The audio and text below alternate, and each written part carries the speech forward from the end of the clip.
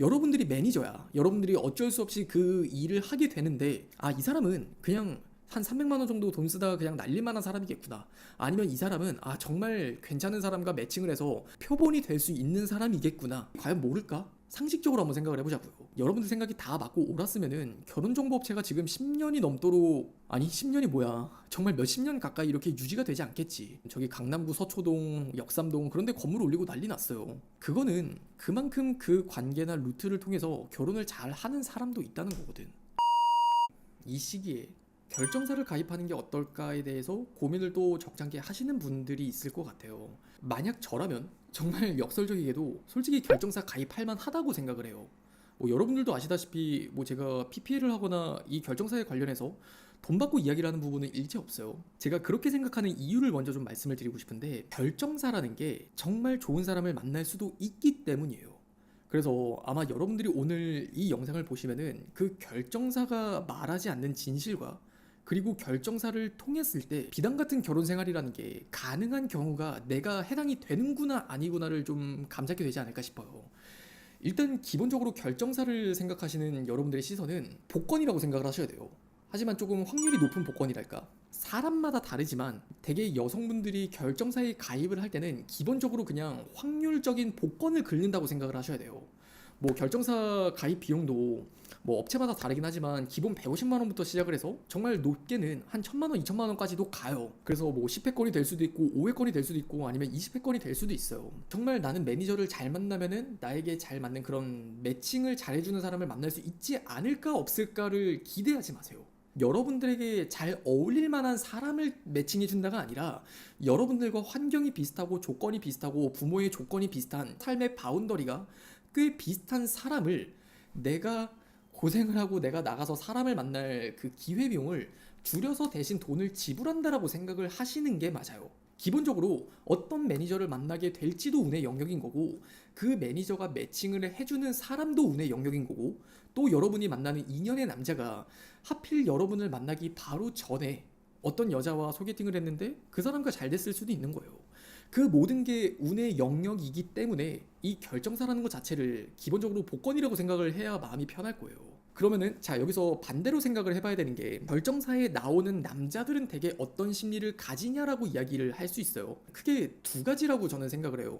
자, 첫 번째는 본인이 여자 만나는 시간과 돈을 할애할 에너지가 부족하거나 그 부분에 기회비용을 생각을 하기 때문에 차라리 결정사를 통해서 누군가를 알아갈 노력을 하거나, 어느 정도 늦어서 사람을 만날 수 있는 그 기회는 다 날려먹은 이후에 뒤늦게 이제 결정사에 가입을 하거나, 기본적으로 결정사에 나오는 남자들이 다 뭔가 별로다, 뭐 되게 이상한 남자들만 나온다, 그렇게 생각을 하지 마세요. 그냥 그것 자체가 디폴트예요. 어차피 여러분들의 삶의 환경이나 바운더리와는 조금 다른 사람들을 여러분이 보게 되잖아요. 그러면 당연히 여러분에게 낯선 이방인처럼 느껴질 수밖에 없어요. 그렇기 때문에 뭐 두세 번 만나보고 확대 해석이 되듯이 아, 결정사에서 사람을 만나는 거 좀 아닌 것 같아 라고 생각할 필요가 없어요. 그냥 꽝이 나오는 게 너무나 자연스러운 거예요. 다시 한번 말씀을 드리지만 복권이라고 생각을 하셔야 돼요. 한 10번을 긁었을 때 한 번이 나올까 말까 한 게 그냥 결정사라고 생각을 하시면 돼요. 이해되시나요?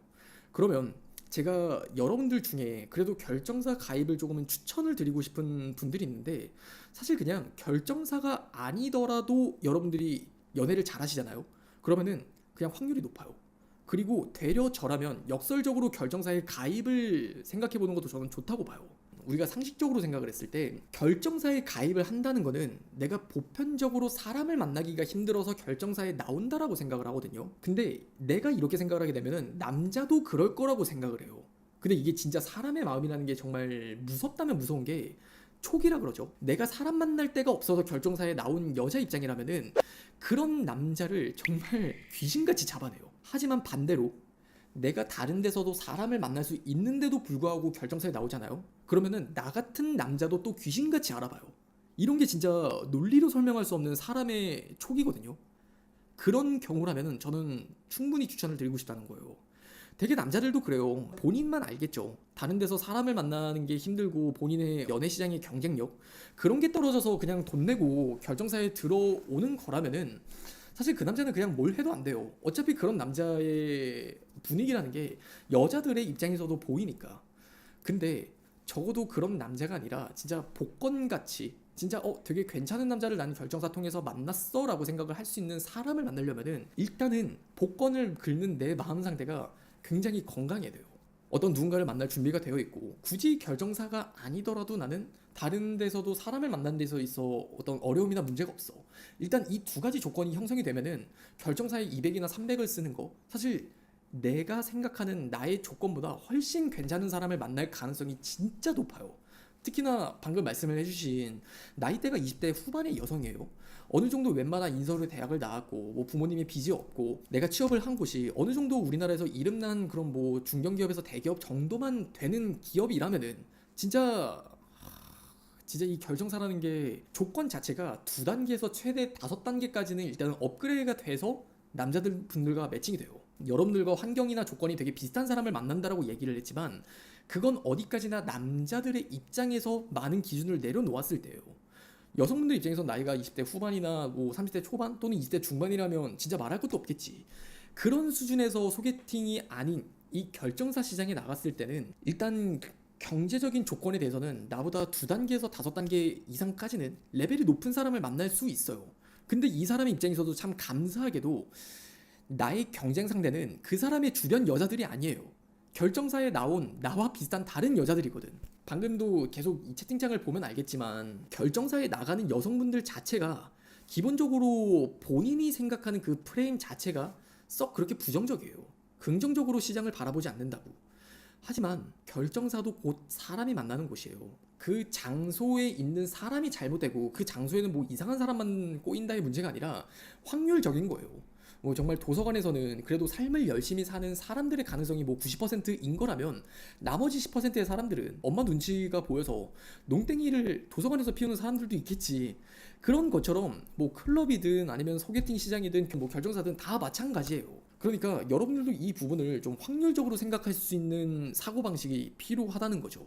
그리고 그 확률적인 사고방식 안에서 여러분들이 못난 사람을 만났다는 거는 그냥 못난 사람을 바라볼 수밖에 없는 그 시각을 가졌을 가능성이 높거나 참 죄송한 말이지만 내 스스로가 사실은 객관적으로 경쟁력이 안 되거나 일 수밖에 없어요. 결혼 정보 업체에서 매칭을 하는 거는 정말 생각보다 잔인하다면 잔인하고 굉장히 현실적이거든요. 커플 매니저의 입장에서도 그냥 딱 사람을 보면 알아요. 어느 정도 이 사람을 봤을 때 또는 우리가 미팅을 했을 때 이 사람은 그냥 한 300만 원 정도 돈 쓰다가 그냥 날릴만한 사람이겠구나. 아니면 이 사람은 정말 괜찮은 사람과 매칭을 해서 딱 우리 결혼 정보 업체 회사에 표본이 될 수 있는 사람이겠구나. 그런 성과를 낼 수 있는 사람이겠구나 아니구나가 그들이 과연 모를까? 상식적으로 한번 생각을 해보자고요. 여러분들이 매니저야. 여러분들이 어쩔 수 없이 그 일을 하게 되는데 어찌됐든 나는 일을 해야 되니까 커플을 매칭을 시켜야 돼. 몇 달만 일을 하면은 충분히 보일 것 같아요. 그리고 여러분들이 생각하는 것만큼 여러분들 생각이 다 맞고 옳았으면은 결혼정보업체가 지금 10년이 넘도록 아니 10년이 뭐야 정말 몇십 년 가까이 이렇게 유지가 되지 않겠지. 뭐 웬만한 결혼정보업체들 가면은 저기 강남구 서초동 역삼동 그런데 건물 올리고 난리 났어요. 그거는 그만큼 그 관계나 루트를 통해서 결혼을 잘 하는 사람도 있다는 거거든. 그래서 결혼을 잘 못하는 8, 90%의 사람들을 보는 게 아니라 결혼이 되는 10%의 사람들을 보면서 스스로를 좀 객관화를 한번 해보세요. 과연 나라는 사람을 객관화했을 때 이 복권을 긁어볼 만한 가치가 있을까 없을까? 그 부분을 통해 생각을 할 때 저는 저라면 긁어볼 거라는 거예요. 어떻게 보면은 저는 믿져야 본전이라고 생각을 하기 때문이에요. 그만큼 여러분들이 다른 데서 사람을 만나고 상처를 받고 또 정말 별로인 남자, 정말 검증이 안 된 남자를 만나는데 그 기회비용을 돈으로 그냥 떼우고 줄여주는 거니까 생각을 조금 바꿔봤으면 좋겠어요. 결혼정보업체를 편을 드는 게 아니에요. 여러분들이 정말 검증이 안 된 사람을 만나서 상처를 받는 그 값어치가 생각보다 비싸다는 거를 바꿔 생각을 해보라고요. 결혼정보업체에 쓸 300만 원을 생각할 게 아니라 만나서는 안 될 남자를 만나서 시간과 돈을 쓰고 에너지를 쓰고 그러다 상처를 받을 그 기회비용을 한번 생각을 해보라는 거예요. 그 관점에서 생각을 해보면 결혼정보업체 자체가 썩 그렇게 객관적으로 무조건 나쁘다라고 이야기를 할 수는 없다는 거죠. 여기서 더 나아가 소개팅 어플을 이야기를 한다면 그냥 100번 생각하면 돼요. 300만 원짜리 복권을 긁느냐 아니면 3,000원, 3만 원짜리 복권을 긁느냐. 같은 당첨 금액을 가지고 있다면 당연히 확률이 더 높겠지. 결정사가 뭐 300만 원짜리는 뭐 10번만 긁으면 될 거 소개팅 어플 한 100번 긁어야겠죠.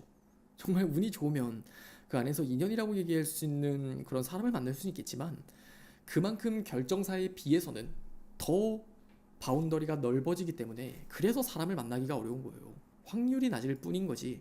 아, 그건 있겠다. 소개팅 어플에서 사람을 또 되게 잘 만나는 분들 있잖아요. 그분들은 전제 조건이 하나 더 붙어요. 남자 보는 눈이 좀 좋아야 돼요. 기본적으로 여러분들이 밖에서도 사람을 만나는데 문제가 없어요. 근데 남자를 보는 눈까지 더 좋아? 그러면 그런 분들이 소개팅 어플을 했을 때는 그냥 잘만 만나죠. 그게 현실이에요, 정말. 그래서 여러분들이 이런 부분을 생각해 보지 않았다면 한번 같이 생각을 해보고 그냥 막연하게 결정사가 뭐 좋니 많이 소개팅 어플이 괜찮니 안 괜찮니 이런 거를 편향적으로 바라보지 말고 객관적으로 한번 생각을 하고 할지 말지를 결정해 보세요. 알겠죠?